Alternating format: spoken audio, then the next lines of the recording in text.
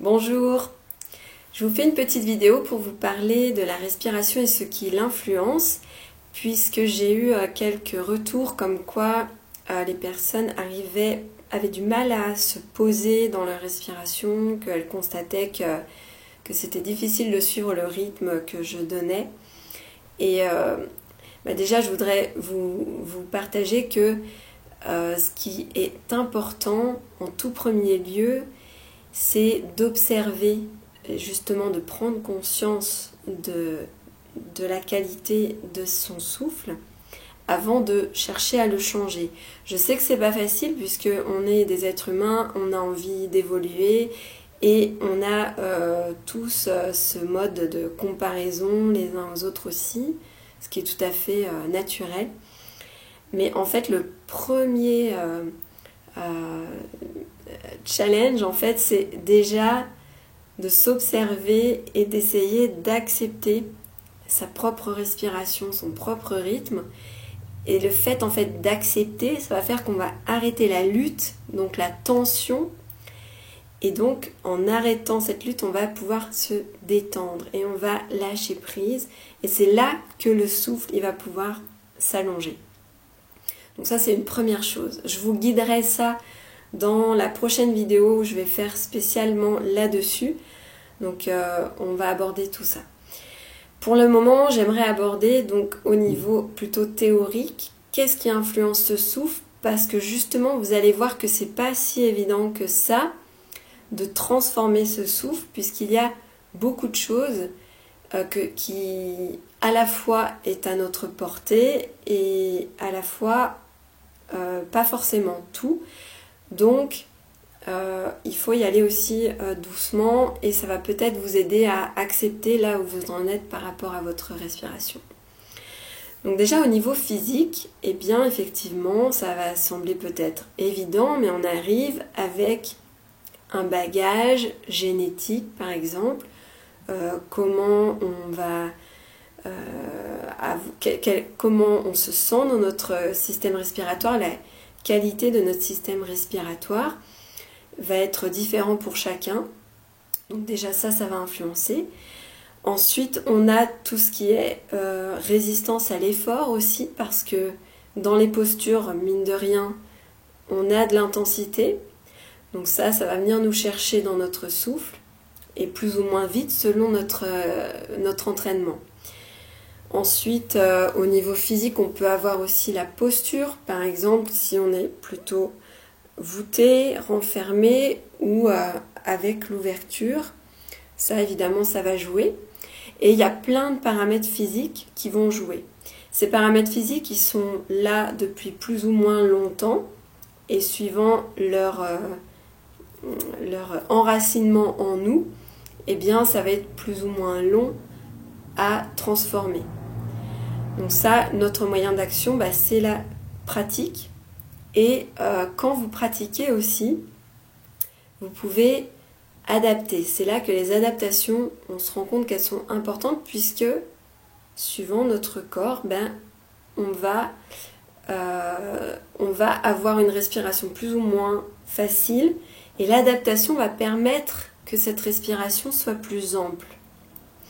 Et on cherche tout le temps en yoga, on va vers ce que les Yoga Sutras nous disent, c'est une respiration longue, posée, tranquille et régulière. Ça, c'est les 3 paramètres que vous pouvez mettre dans votre vision pour aller vers ça et en tout cas pour vous observer où vous en êtes par rapport à ça. Donc l'adaptation des postures, elle est là en fait pour ça. Ensuite, on a le plan plus subtil de l'énergie. Donc ça, c'est avec quelle vitalité on arrive sur le tapis. Selon notre nuit de sommeil, selon ce qu'on a mangé, selon le moment où on pratique dans la journée, selon le lieu où on pratique, la qualité du lieu. Mais tout ça, ça va influencer notre respiration. Si vous pouvez faire le constat, vous l'avez peut-être déjà fait si vous pratiquez le matin à jeun ou si vous pratiquez après avoir petit déjeuné, bah, vous allez voir que vous n'êtes pas du tout dans la même capacité respiratoire. Donc ça, évidemment, oui, c'est l'énergie, c'est pas l'énergie ésotérique, hein, c'est l'énergie, la vitalité de notre corps. Donc il y a des petites choses qu'on peut faire, hein, bah justement au niveau de l'alimentation, par exemple, faire attention à quel moment on pratique et ce qu'on mange avant.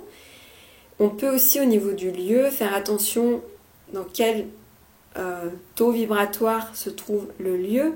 Est-ce que c'est un lieu qui nous porte ou est-ce que c'est un lieu qui nous plombe ou voilà, qui est difficile. Et cette sensibilité-là, en fait, elle se développe aussi par la pratique, justement. Voilà pour l'énergie.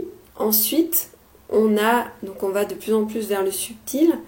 On a Manomaya Kosha, donc là on est dans la dimension psychique. Donc celle-ci, on en parle souvent, puisque c'est la dimension que le yoga va chercher à éclaircir pour justement que ce souffle soit beaucoup plus long. Il est très lié à cette dimension-là aussi. Donc les pensées, les émotions, l'état intérieur au niveau du stress, au niveau des sentiments. Donc ça va jouer énormément. À ce niveau-là, en fait, dans cette dimension-là, tout va très vite.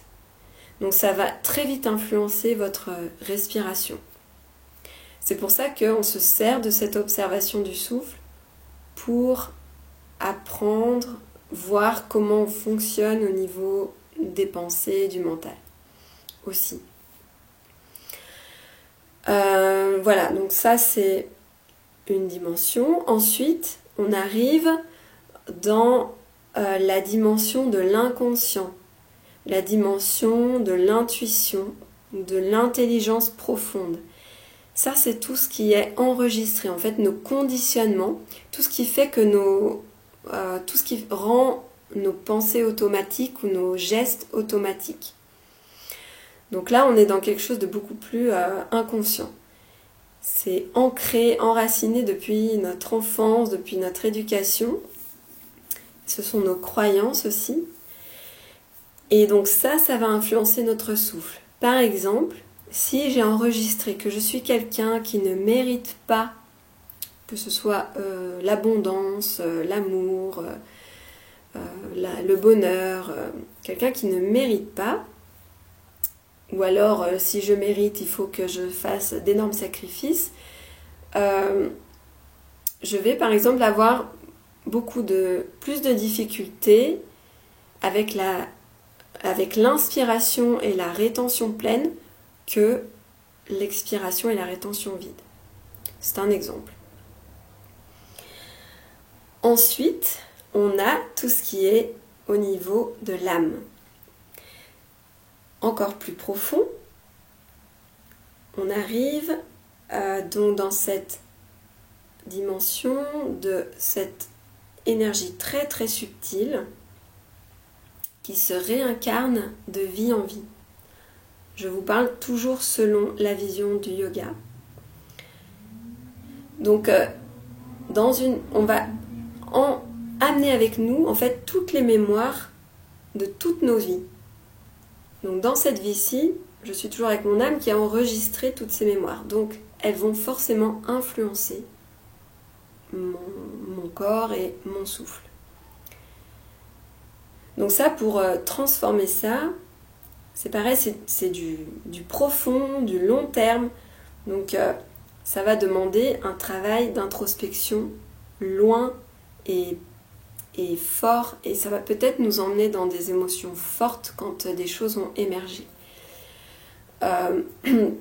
Tout ça, effectivement, c'est aussi des choses qu'on peut plus aborder en individuel, puisque on va aller vraiment droit au but. On va pas tourner autour du pot, on peut pas s'enfuir. Là, on plonge dedans, et là, effectivement, ça libère des choses. Et donc, ça libère le souffle. Donc, pour revenir à l'âme, elle amène toutes ses mémoires. Si par exemple dans une vie antérieure, j'ai déjà beaucoup travaillé au niveau méditatif, au niveau de la présence, au niveau du nettoyage du corps, etc. Ben dans cette vie-ci, je vais déjà arriver avec des facilités au niveau de rentrer en soi et de respirer tranquillement, profondément. Si dans une vie antérieure, par exemple, j'ai été blessée au niveau de mes poumons, ben je peux peut-être constater un moment dans une séance ou dans un accompagnement cette blessure qui n'a pas été encore révélée et transformer ça, enlever cette mémoire et libérer mon souffle. Voilà, donc ça ce sont des exemples.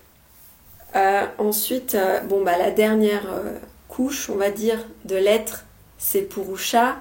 Donc lui, c'est le témoin, c'est la conscience, c'est la lumière, donc la flamme divine. Donc lui, il est en dehors de ce cycle de vie et en dehors de Prakriti, tout ce qui est dans le changement. Lui, il ne peut pas influencer notre respiration, ou alors en fait, c'est celui qui va être à l'endroit où la respiration, elle est dans ces trois qualités qu'on cherche à atteindre petit à petit. Donc c'est cette longueur, cette tranquillité, cette régularité. Puisque lui, c'est notre moyen d'observer tout le reste. Voilà, donc vous voyez que il y a beaucoup de dimensions, de couches, et il y a des choses qu'on peut transformer, qu'on peut dépasser, et il y a des choses qu'on ne pourra pas changer. Donc de toute façon, notre souffle, voilà, il sera comme il est, et petit à petit, les changements ils vont se faire selon ce qui est possible. Voilà. Après, comme je vous disais, en séance collective, il y a déjà un certain travail, et en séance individuelle, ça peut être un travail plus percutant, plus efficace pour libérer. Et quand on libère le souffle, on libère le corps, on libère les pensées, on libère tout est relié. Voilà. Donc, d'où l'importance de la respiration, puisqu'elle nous parle de tous ces plans, elle nous permet de contacter tous ces plans et de contacter les blessures qu'on a sur tous ces plans. Voilà. Donc, je vous remercie pour votre écoute. Je suis toute ouverte à vos questions et remarques. Et puis, je vous fais bientôt une vidéo sur le souffle. Avec tous ces éléments-là, j'espère que ce sera plus facile il y aura plus d'empathie avec votre respiration, comment elle est, et moins de forcing. Voilà. Donc, merci beaucoup et à bientôt.